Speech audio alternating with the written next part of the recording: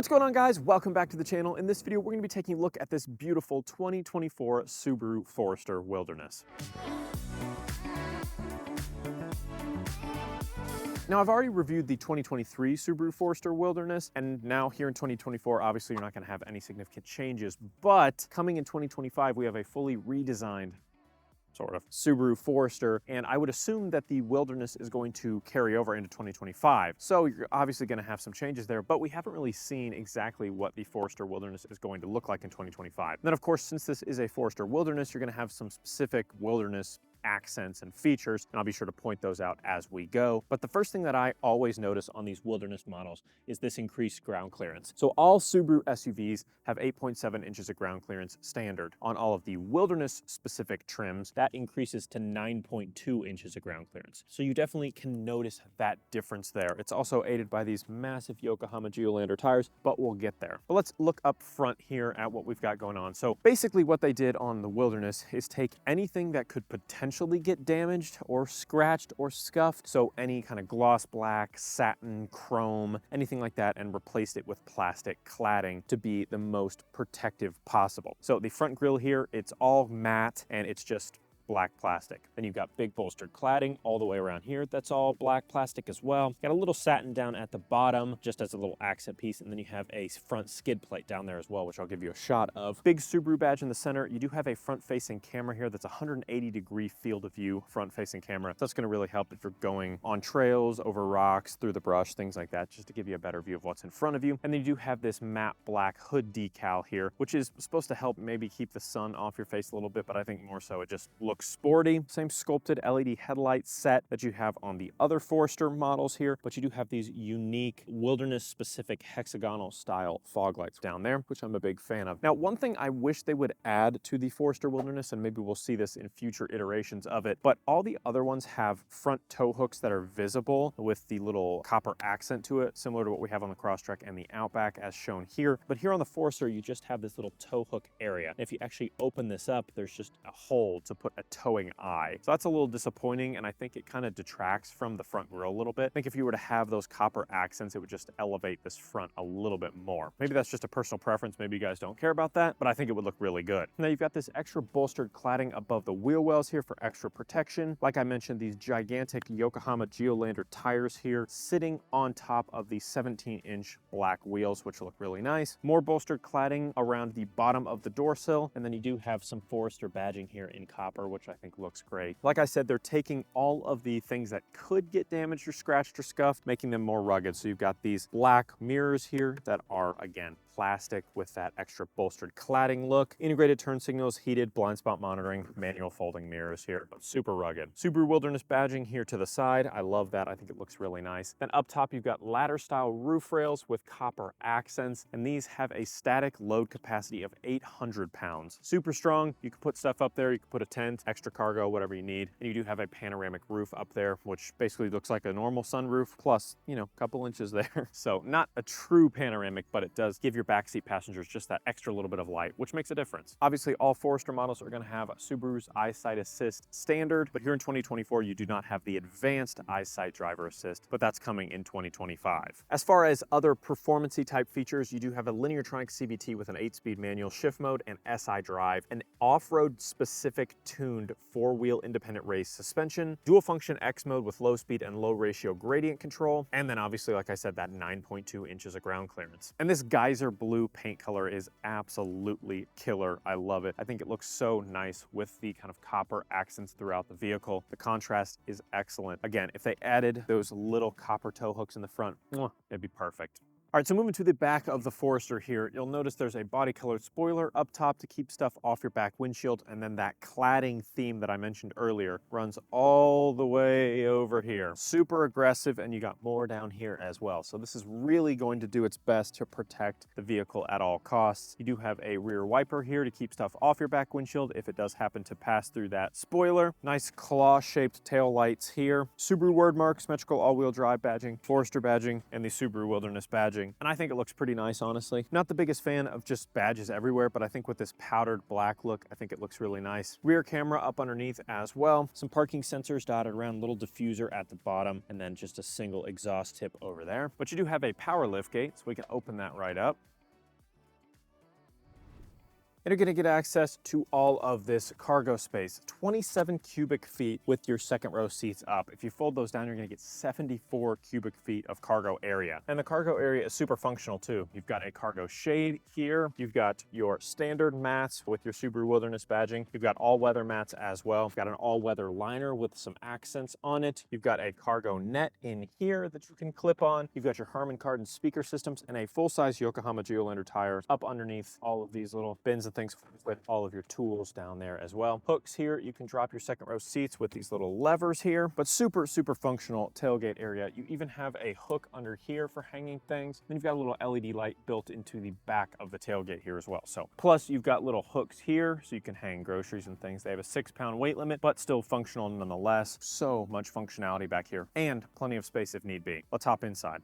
All right, so hopping inside the Forester cabin here. Now this is, again, continuing that theme that we had outside, which is rugged is better. That's what you've got going on in here. So it's not the most intricate cabin, it's not the most luxurious cabin, but it's practical and it's dirt, dust, and debris resistant. And that is key here. So you're gonna notice a lot of the materials on the door panels while still feeling pretty premium up top here. It starts to get a little rugged around this area and then above the glove box as well. It's all kind of rubberized or textured to where it won't scratch, things like that. So you'll notice that again throughout. So soft touch here on the door panels, then a little bit of a leatherette accent with some accent stitching, then that aggressive texture I was mentioning, more accent stitching in copper that kind of mirrors with some of the other copper accents, and then it's basically hard black plastic all the way down, which again, made to be rugged. But you've got all kinds of buttons down here on the left side. You've got a trunk opening button, you've got a steering responsive headlight button on and off, you've got a trunk memory height button, you've got your display brightness dial, traction control button, auto start stop engine, and then your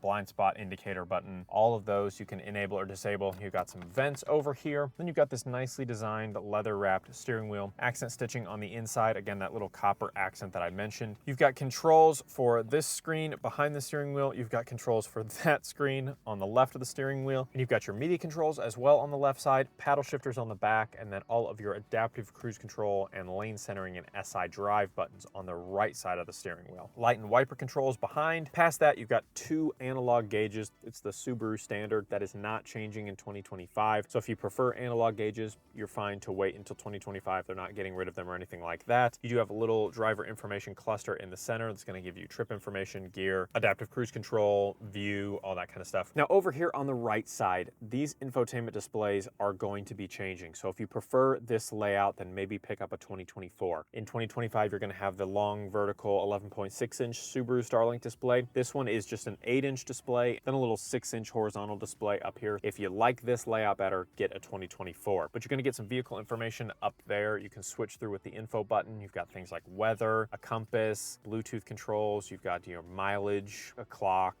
And then if you push the little camera button here, it's going to show you your 180-degree field of view camera up top on this little screen. I'm sure this will continue over in 2025, but it will be on the infotainment display, not up there. If you prefer this, 2024 is your bet. But moving on down, like I said, you do have this 8-inch infotainment display. It's so good. Oh, wow. It's responding perfectly. No issues. It's definitely not lagging. It's so good. It doesn't lag at all. It responds to every input. Subaru's displays are terrible. They're just terrible. Listen, I like Subaru a lot. I had a 2019 Subaru Crosstrek. My wife has a 2018 Subaru Crosstrek. I'm a big fan of the brand. They have got to do something about these infotainment displays. I just had a solid 30 seconds of lag twice in a row. It's just terrible. And this isn't a first-gen product either. This infotainment display has been around for a long time. They gotta do something about this. And I know they're not because I've used some of the newer Subaru models and it's not any better. It's just bigger now. But if you can get the display to work, you've got Bluetooth, navigation, Apple CarPlay, Android Auto. You can connect it to the My Subaru apps. You can do things like remote start, lock and unlock, that type of stuff. Radio, AM, FM, Sirius XM. And then you do have your backup camera there with your reverse automatic braking and your little lines telling you which way you're turning, which is super nice. Dual zone climate control here, so individually adjustable driver and passenger. You can sync those up. Heated side mirrors, like I said, you can turn that that on there. You got a little pad here. You got a 12-volt outlet, 3.5mm jack, and then 2 USB-A ports down there. Lineartronic CVT. It's got a little leather wrap at the bottom with some accent stitching and a little copper accent around the actual shift knob. Again, Lineartronic CVT with that manual mode. And like I said, with the cabin materials, they kind of make their way across the dash here. Above the glove box, you've got soft touch with some accent stitching here, and that worked its way down here around the center console. You've got more leatherette around here, a little bit of a kind of gunmetal gray accent here as well. They did put the bane of my existence all around the shift knob here and conveniently right on top where your hand contacts the shift knob, and that is gloss black plastic or piano black plastic. It is a nightmare. Please get rid of it, automakers. Don't use it anymore, and please, for the love of all things holy, do not put it around every single contacted point in the car. And what I mean by that is the shift knob, the area around the shift knob, and the area around the climate controls, which they did on this Forester. But they make up for it a little bit by having some just matte plastic here, which is way, way, way preferred in my opinion. And they do give you a little glossy, kind of sparkly gray accent around your X mode dial. And again, this has dual function X mode, so you've got snow and dirt and deep snow and mud, electronic parking brake, auto vehicle hold, your camera view button, and then your heated seats for driver and passenger. 2 cup holders here, little pocket, and then a nice deep center console pocket with another 12-volt outlet, and then a lockable glove box here. Harman Kardon speaker system down below. Auto dimming rear view mirror up top with a compass and universal HomeLink garage door controls. You've got some LED dome lights here, little sunglasses holder, sunroof controls here for your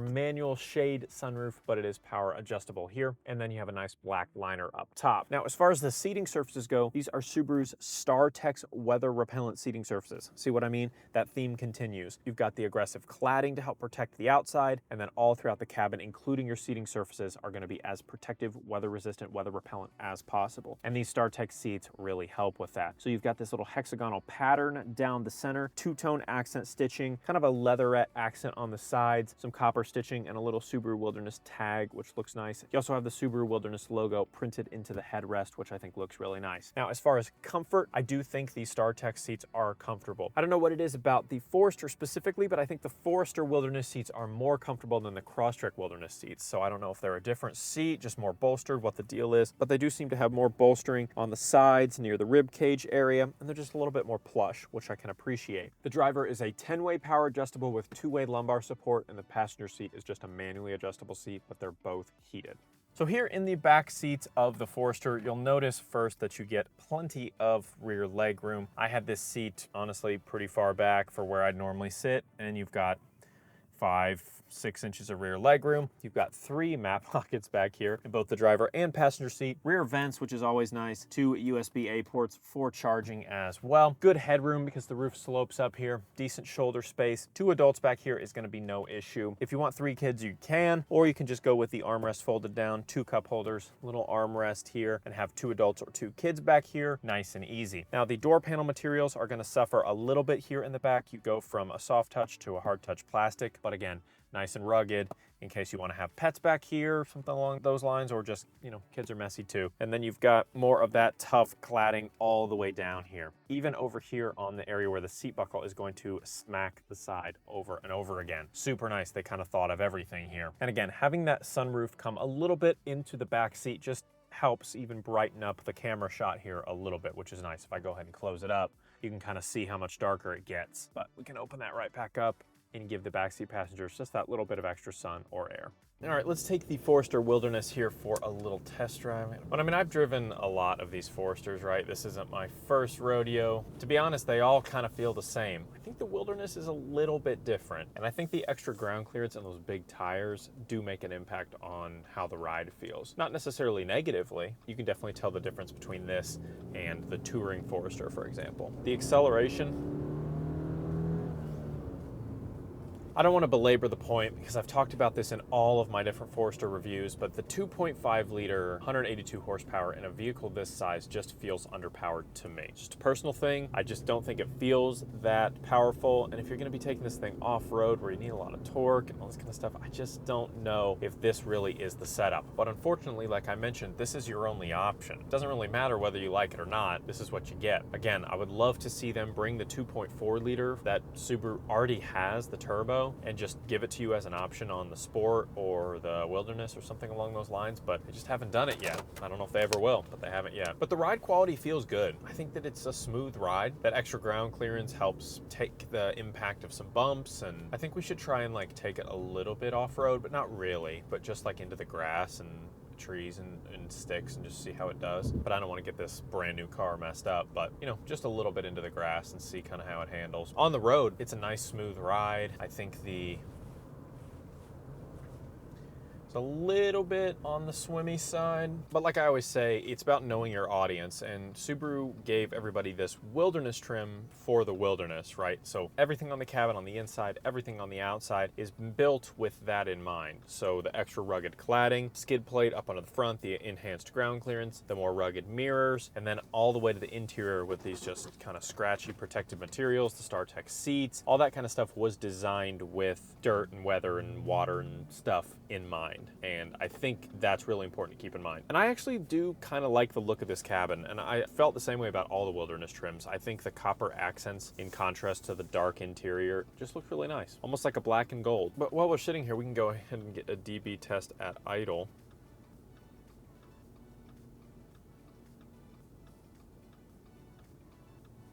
So we're at about 53 at idle, but now we're here on the city street. We can get a, you know, city street cruising DB.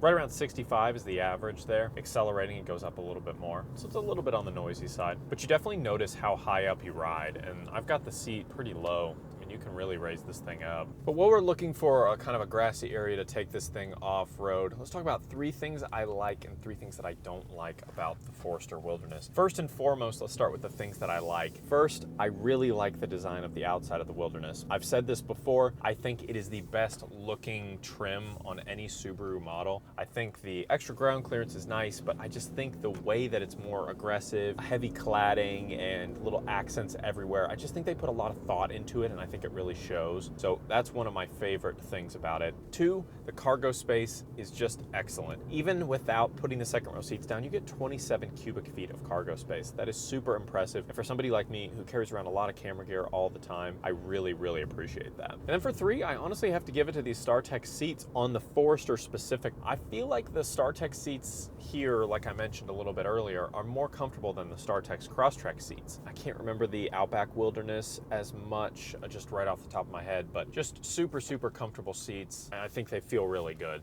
Big fan of that. That'll be my 3rd thing. So I used to film here all the time, and I probably wasn't supposed to be. And so this little gate was put up to keep me out. And if you guys have seen my previous videos, if you've been following the channel for a while, you'll know I used to film in this spot, and I can't anymore. But I'm gonna go around that real quick just so I can show you a little off-roading here. So we are technically in the grass here, and let's go.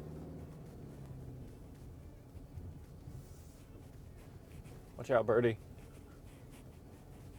We got some nice bumps, going over some grassy bumps. How are we handling here? Ooh.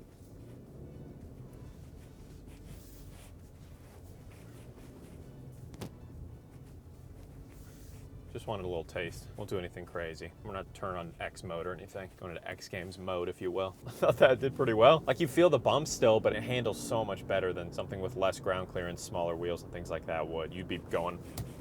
That was just kind of, you know, little bumps here and there. Again, this is someone's future car. I'm not gonna do anything crazy with it. Just a little grass, little bumps, nothing crazy. But there's your little off-roading taste on the off-road capable Subaru Forester Wilderness. But while we're on the way to the highway to try out our advanced adaptive cruise control with lane centering and our DB test on the highway, let's talk about 3 things that I don't like as much. First and foremost, you guys already know this if you watched the channel for a while or you've watched a little bit earlier in this video, but this infotainment center is bad. There's no other way to put it. Can't put it gently, can't put it nicely. It is not a good infotainment system. Subaru just doesn't really have that nailed down. Maybe they need to hire a team specifically to just fix that. But even if you wait to 2025, it's not getting a whole lot better, folks. It's getting bigger, but not necessarily better. You really have to, you know, try it for yourself and kind of decide what you think about that. But it's not one of my favorite features. Now, the second thing that really bothers me about new Subarus is just the backup camera quality, and in this case, also the front-facing camera. Now, it's a little bit harder to tell on this model specifically because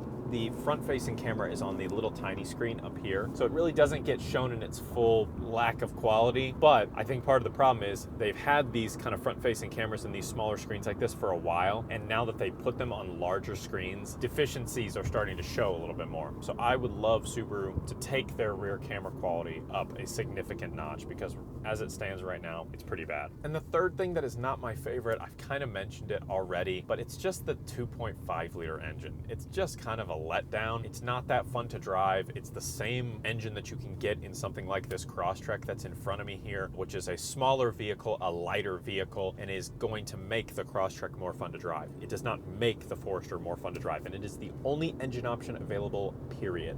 And I just think that's silly. There needs to be the 2.4 liter turbo or something else that's a little bit more powerful than this 2.5 liter with 182 horsepower. I don't know what they got to do, but they got to figure something out, because it's just not that enjoyable to drive. It accelerates kind of slow. It's kind of hard to pass, but go and drive one for yourself. Don't just take my word for it. Go drive it for yourself. All right, let's get a DB test here on the highway.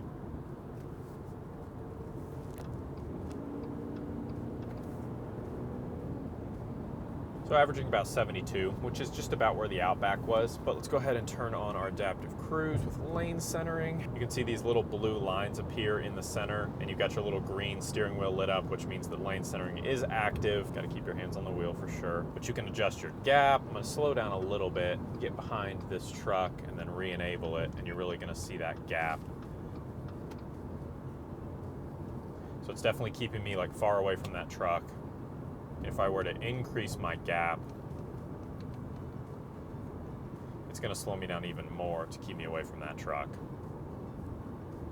I started the video by posing the question, should you buy a 2024 Subaru Forester Wilderness or wait until 2025? Well, I think the same thing kind of applies when talking about a non-wilderness version of the Forester. What is important to you? The 2025 Forester is going to have a couple big changes. It's going to have that 11.6-inch infotainment display, that's one. It's going to have updated seating surfaces, that's two. It's going to have a lot of different sheet metal. I think almost all of it is different sheet metal. And obviously it has some exterior design differences.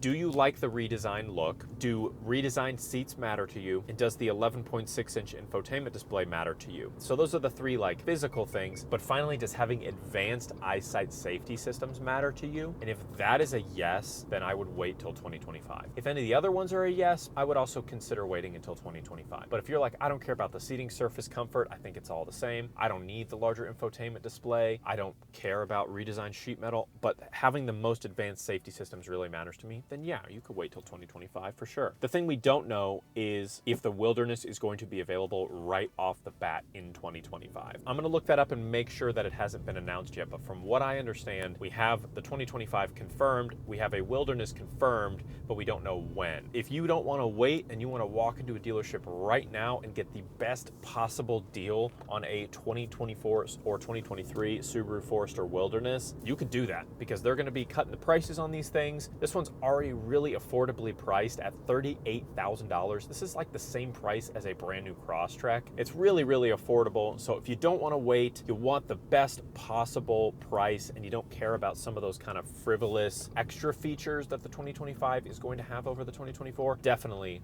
go grab one of these, because you will not be disappointed in the ride quality or the ruggedness of it or the looks in any way. That 2.5 liter, sorry, but everything else I really, really like. Go check out the 2024 Subaru Forester Wilderness. But thanks so much for watching, guys. I hope you enjoyed the video. If you did, drop a like on the video. Let me know down in the comments what you think. And don't forget to hit that subscribe button to be among the first to see every single new video the second I hit publish. We'll see you in the next one.